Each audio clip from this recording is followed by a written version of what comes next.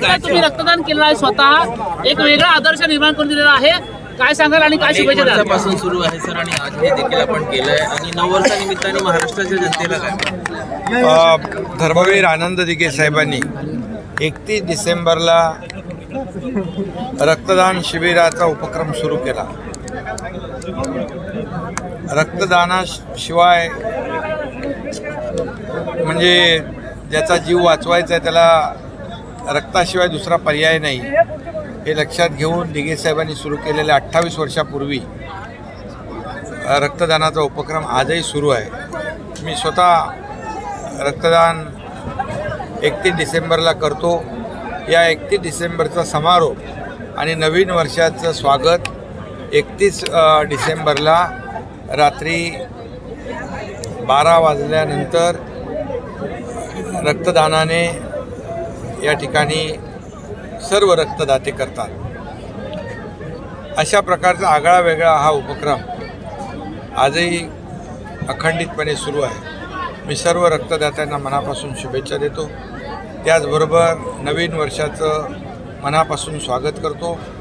2024 हे नवीन वर्ष सर्वांना सुखाचं, समृद्धीचं, आनंदाचं, आरोग्यदायी जावो अशा मनापासून शुभेच्छा। या राज्यावरचं, बळीराजावरचं, सर्व सामान्य माणसावरचं संकट अरिष्ट दूर हो आणि या नवीन वर्षामध्ये सर्वांच्याच आयुष्यामध्ये चांगले दिवस येऊ द्या आणि त्यांच्या इच्छा आकांक्षा पूर्ण होऊ द्या आणि हे राज्य सुजलाम सुफलाम आणि समृद्ध होऊ द्या अशा प्रकारच्या सगळ्यांना शुभेच्छा। या राज्याचा सर्वांगीण विकास, या राज्यातल्या सर्वसामान्य माणसाला न्याय देण्याचं काम या नवीन वर्षामध्ये होईल अशा प्रकारच्या मनापासून मी सगळ्यांना शुभेच्छा देतो। मुख्यमंत्री शिंदे साहेबांचा संकल्प काय 2024 मध्ये? यामध्ये खरं म्हणजे या नवीन वर्षामध्ये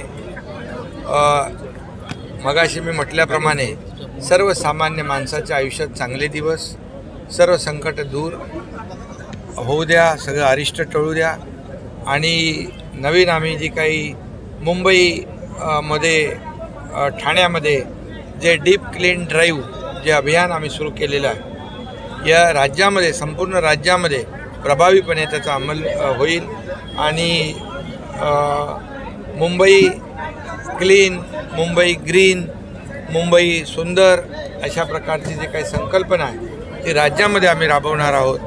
स्वच्छता मोहीम जी आहे ती, जी आदरणीय मोदी साहेबांनी 2015 साली स्वच्छ भारत अभियान सुरू केलं, त्याचं महत्त्व आज लोकांना कळतं आहे आणि लोकांमध्ये देखील खूप मोठ्या प्रमाणावर अवेअरनेस आहे आणि म्हणून ही फक्त मुख्यमंत्र्याचं अभियान किंवा सरकारचं अभियान इतक्यापुरतं मर्यादित न राहता ही लोक चळवळ निर्माण होईल आणि सर्व लोकांची इन्व्हॉल्वमेंट याच्यामध्ये होईल आणि याचा परिणाम स्वच्छतेवर, आरोग्यावर नक्की चांगलं सुदृढ आरोग्य लोकांना मिळेल।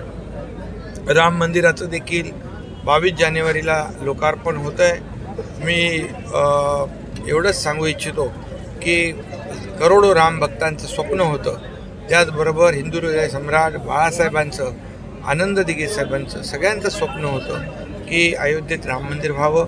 अयोध्येमध्ये राम मंदिर होतं आहे आणि तेही बाळासाहेबांच्या जयंतीच्या पूर्वसंध्येला 22 जानेवारीला त्याचं लोकार्पण होतं आहे। खरं म्हणजे ही मोठी श्रद्धांजली बाळासाहेबांना ठरेल आणि त्यासाठी करोडो लोकांचं स्वप्न साकार करणारे या देशाचे आदरणीय प्रधानमंत्री नरेंद्र मोदी साहेबांचं देखील मी मनापासून अभिनंदन करतो, मनापासून त्यांचे आभार मानतो। मुख्यमंत्री साहेबांचा आणि एक आपण पाहतोय की संपूर्ण राज्यभर, देशभर एक मोठा उत्साह या राम मंदिराला घेऊन आहे।